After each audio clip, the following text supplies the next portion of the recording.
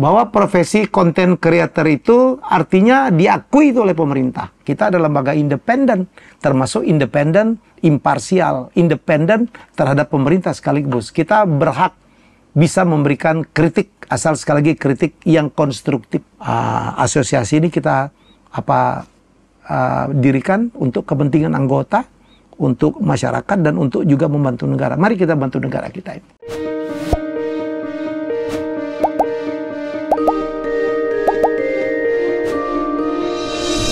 Saya akan membuat satu pemberitahuan boleh, suatu kabar gembira boleh.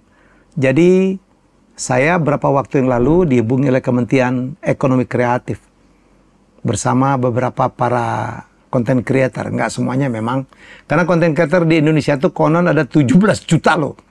Ya, baik yang iseng atau yang profesional atau yang mencari makan dari meng-create konten-konten. Ya, saya dipanggil, ternyata kementerian minta dibuat sebuah asosiasi. Kan sekarang baru MISA, dulu kan Menparekraf, pariwisata, ekonomi kreatif, di mana eko kreatifnya tuh mendapatkan bagian yang kecil banget. Dan saya setuju banget dijadikan kementerian sendiri yang dipimpin oleh Pak Menteri Teuku Rifki. Ya, begitu dipanggil, ternyata ada wacana kita dipersilakan, ya, diinisiasi, dibantu. Waktu itu kita diundang ke tempatnya, ya, ke kantor Kementerian Ekraf untuk membuat asosiasi kreator konten seluruh Indonesia.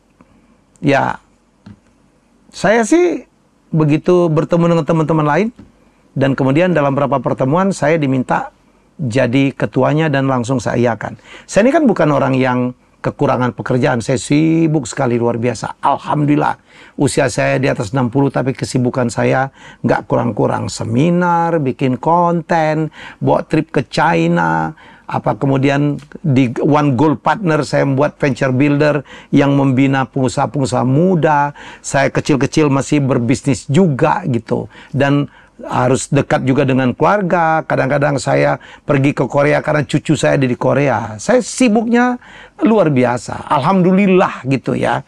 Cuman saya pikir, ya, inisiasi pembuatan asosiasi ini penting tuh. Satu, bahwa profesi konten creator itu artinya diakui itu oleh pemerintah. Itu paling penting. Jadi itu bukan profesi yang liar. Kalau manfaat jangan ngomong lah. Konten creator itu bisa berjualan, bisa membantu penjualan, membantu UKM, bisa memenangkan kampanye, bisa macam-macam, termasuk bisa memfitnah, bisa memblack campaign, macam-macam. Begitu besarnya. Ya, bisa melakukan kritik sosial, bisa merubah satu keputusan. Keren tuh konten creator. Cuman konten creator yang menikah, saksinya Pak Jokowi dengan Pak Prabowo, ya kan? Ada konten creator sekarang menjadi staf khusus dan sebagainya, luar biasa konten creator. Tapi ini kita resmi diakui. Dengan diakui ini, ya, tugas kita banyak banget lah. Ingin banget kita mengedukasi, ya. Mari saya ada satu platform tuh, kalau ngikutin berita-beritanya tuh masih banyak hoax, masih banyak ujaran-ujaran kebencian, masih banyak fitnah. Saya pikir bukan kita anti kritik, ya, silakan kritik, tapi bukan dengan cara memfitnah dan sebagainya. Dan saya pernah jadi korban, konten saya tiba-tiba dipelintir. Jadi menurut saya kemudian mengiyakan pro bono juga, ya, nggak dikasih uang juga, karena memang ini bukan lembaga pemerintah. Kita adalah lembaga independen, termasuk independen, imparsial, independen terhadap pemerintah sekaligus. Kita berhak bisa memberikan kritik, asal sekali lagi kritik yang konstruktif.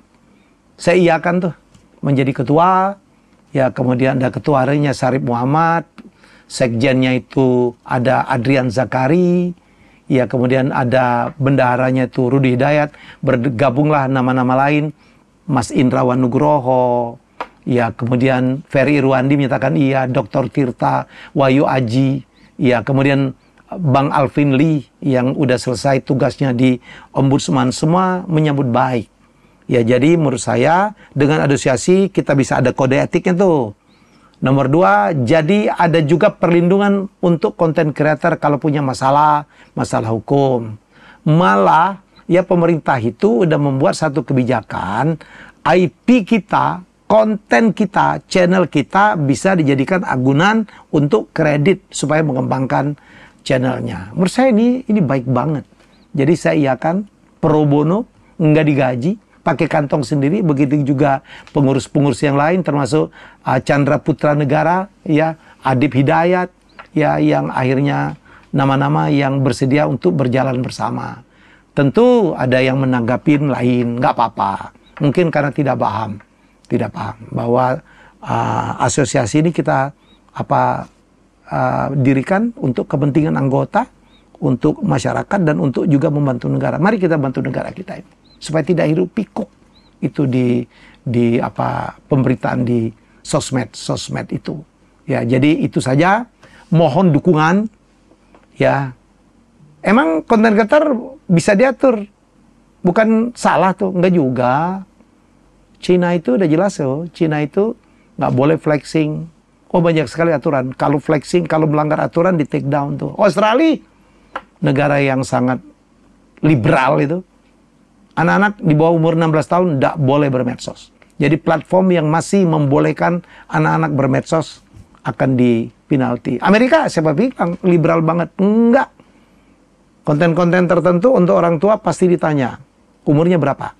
Itu artinya diatur. Jadi, dan udah mulai banyak negara-negara lain ya yang juga udah mulai mengatur. Jadi, sekali lagi, asosiasi ini tidak untuk membatasi kreativitas, silakan ya berkreasi seedan-edannya, tapi tidak boleh melanggar aturan.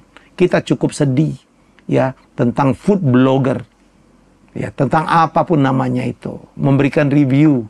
Kalau benar sih iya, ya kalaupun benar nggak enak atau apa gitu, tolong ditahan juga lah. Saya dengan Mbak Ana Fanti pernah, Mbak Ana itu kan sekarang lebih banyak kuliner ya, dia sedih banget tuh ada orang ngadu ke dia, baru belajar bisnis 3 bulan, bikin warung gitu, warungnya direview ada apa gitu, tiba tutup. Nah, lihat ya, dianya mati, modalnya habis, berapa puluh orang kehilangan pekerjaan. Waiter, tukang parkir, ya kan, yang jual beras, yang jual sambal, semua kehilangan rezeki. Mari kita lebih bertanggung jawab, dan Republik ini memerlukan narasi-narasi yang positif vibe, yang membangun, yang inspiring. Kita ini udah ketinggalan jauh. Padahal kita punya semuanya. Kita punya mineral, kita punya komoditi, kita punya banyak orang. Kita udah kalah sama Vietnam, kalah sama Thailand, kalah sama Singapura, kalah sama Malaysia. Ayo kita bersatu. Ya, teman-teman influencer, mari kita punya tanggung jawab ya untuk membangun bangsa. I love Indonesia. Terima kasih. Terima kasih sudah menonton Helmi Bicara. Jangan lupa untuk like, komen, share, dan subscribe.